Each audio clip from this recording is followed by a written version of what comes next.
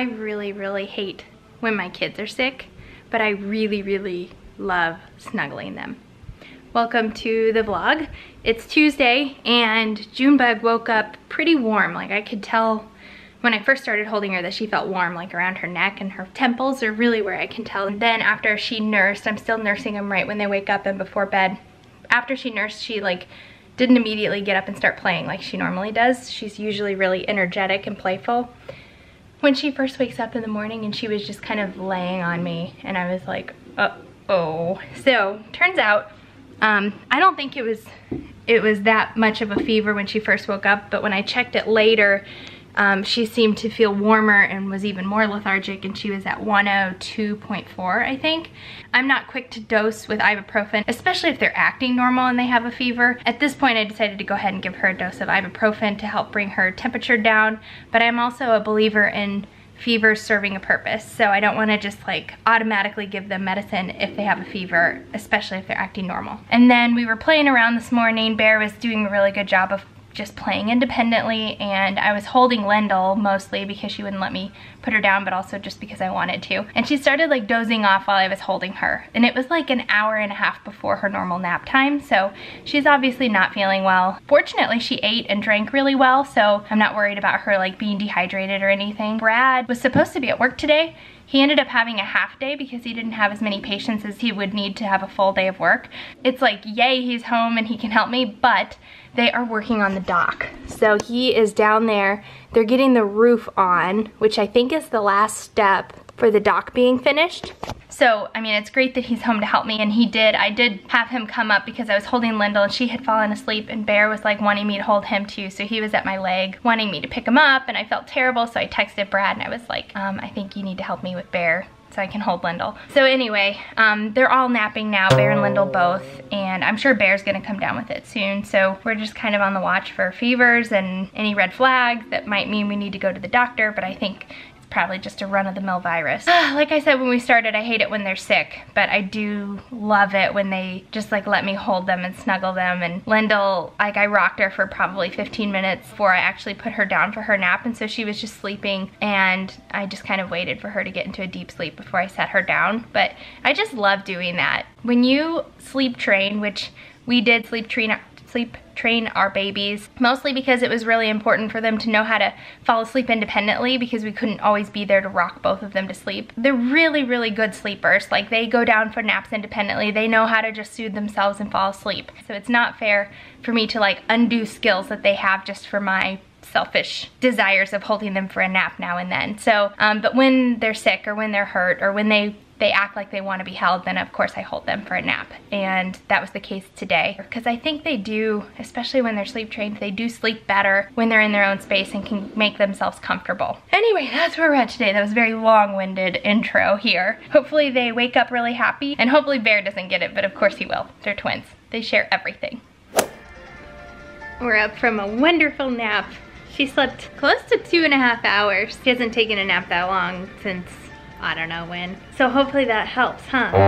I have some music playing, and when she came out of her room, she was dancing a little bit, so that's good. Boo Bear's awake too. He's enjoying a little bit of a smoothie. Yeah, is that so yummy? He slept a little longer than he normally does as well, and I just went ahead and let him sleep in case he's coming down with the same thing, which I'm sure he is. So we'll just let them sleep as much as they need to today, and hopefully we're all on the mend soon. What do you think, Junebug? You still tired? Are you still tired? What are we focused on? There's Isabel. So this guy over and over again just keeps standing up. Not taking a step, just standing there. Let's see if he'll do it again. Of course I pull out the camera and he stops. Every time I look over though, he's just standing up. He's quiet about it, unlike his sister, who every time she stands up has to make a squealy happy, God bless you, happy noise so that everyone will look and see, yay, Bear! Yay! So this is just nerve-wracking watching what's going on the dock down here. I mean, that looks pretty slippery and they're way up on a roof. At least they would land in water, but it's freezing cold water. Like what's close to the shore, that water was actually frozen yesterday. Brad looks like he's doing a whole lot of work down there. Hi, Brad.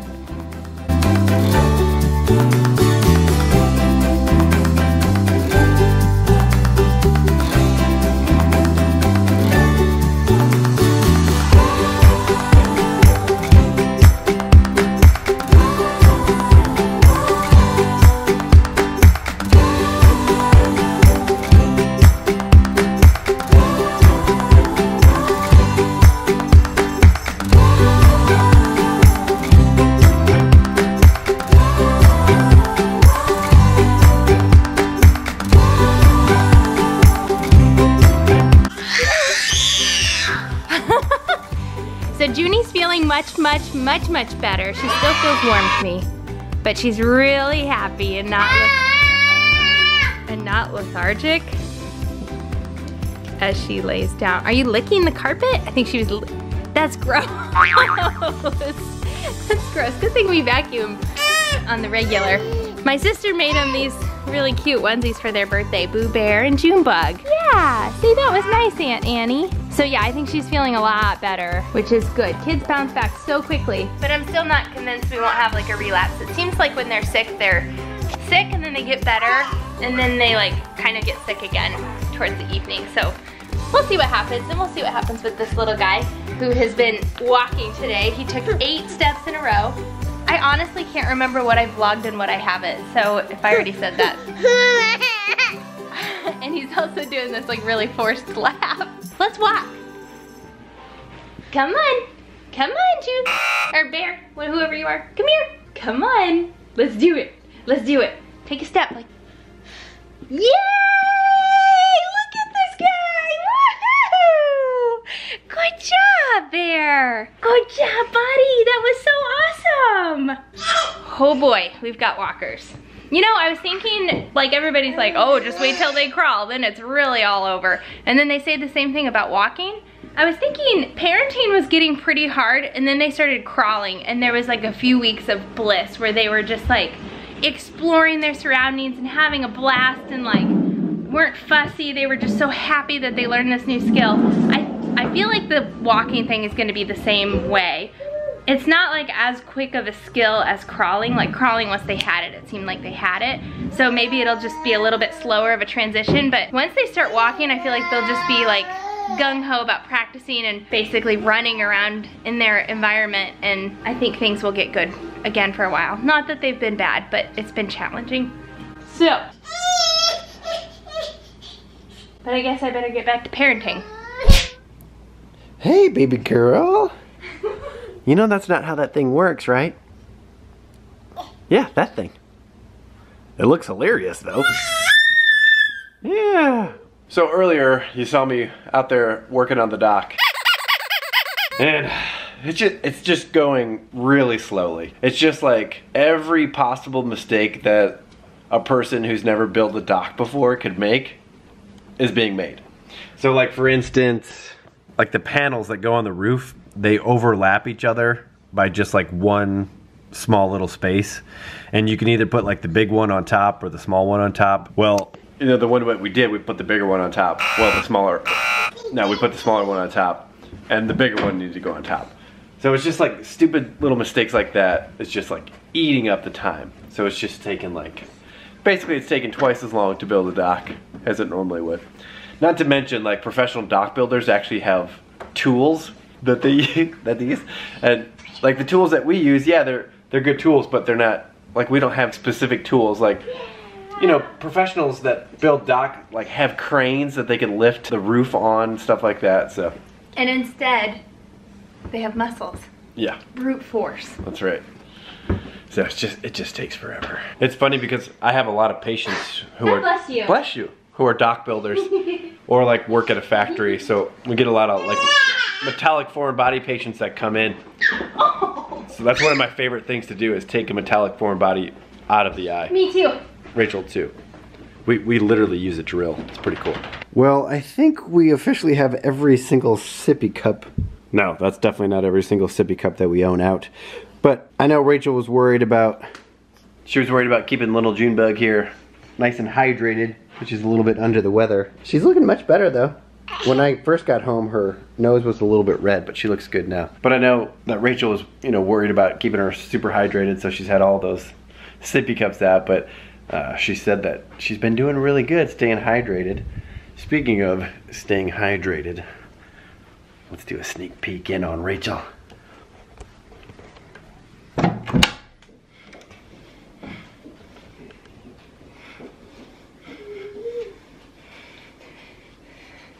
What are you riding? Hey, Jan. Did I look like the commercial? Totally. Bear's trying to look. Hi, Bear. Am I hearing him scream? Yeah. Periodically? Uh-huh. Oh. Whenever he runs into something. Oh. Gotta go. Hi. Let's let mommy have her own time. He hates when doors close in front of him. So, is it safe to say that you were freaking out? No, I wasn't freaking out. If I was freaking out, we would be in the car on the way to the ER right now. Okay. Wouldn't you think? I think I've handled this really well. Yeah. This is our first high fever. Yeah. I'm thinking back to all the other times that Bear had a fever. Yeah. Did he really? Yeah. I can tell by looking at him when they do. Yeah, exactly. Obviously, Junebug's been pretty sick today. And Rachel took her temperature right before bed. I mean, like a half an hour before bed. To see what it was because she felt a little warm. I kind of am trying to hone my skills of like when I feel them and I know that they're warm, like what temperature does that mean? Like when should I be alarmed when I feel them? So I'm kind of testing myself. Your hashtag mom skills. Yeah, I'm adding to my repertoire. That wasn't nerdy at all. Anyway, what were you saying? Go ahead, you were talking. So Rachel gets a temperature of 105. 104.9. 104.9. That's like a radio station. Poor Junebug. Poor Junebug had her. I drew her a lukewarm bath. Yeah. And she was like... She was like trying to play, but she had goosebumps. Oh, poor Junebug. I know. Oh, it's so horrible. This is all... She was still like playing. So the poor thing. Then I get her out of the tub and it was 105.1. Ah, yeah. And so at this point I'm like, man, that seems really high. Yeah, we were like...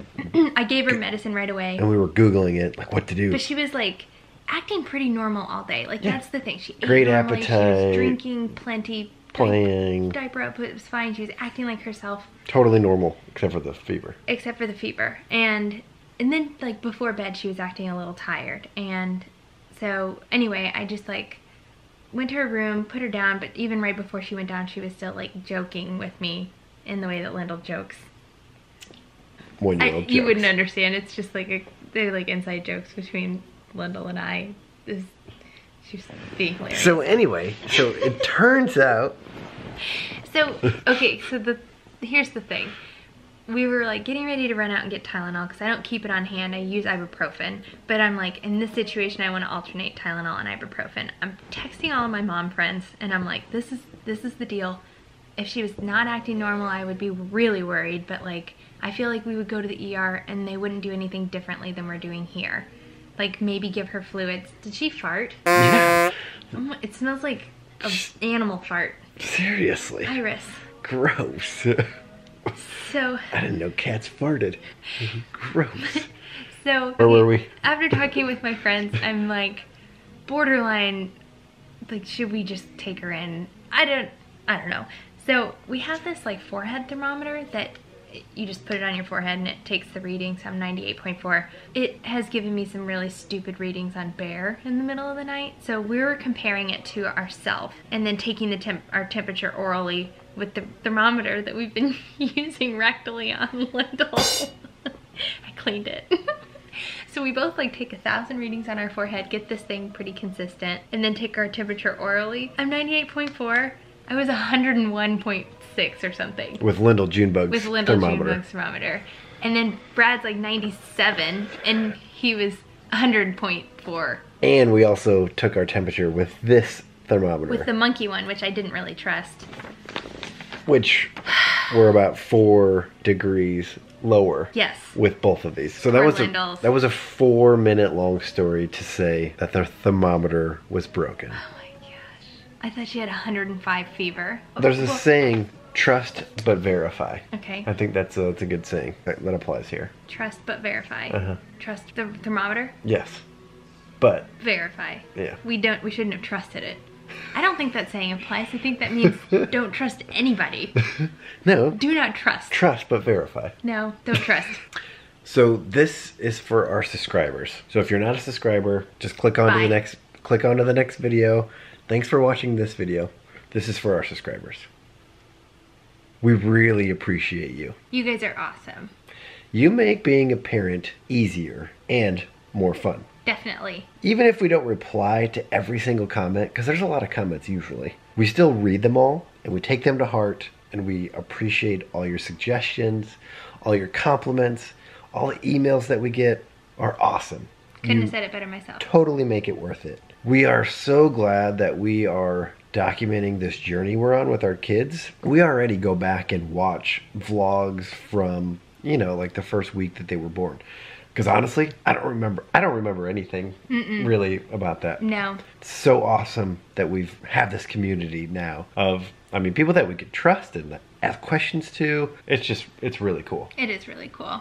There's nothing like it. There's people that ask, like, from our daily lives, like, why do you do this? It's like a multifaceted answer, but a big part of why we do it is because you guys feel like family to us, and you have helped us with our, like, new parenting journey so much that we wouldn't trade it for the world, and we're not ready to let go of it. So thank you. Thank you, guys. Thank you.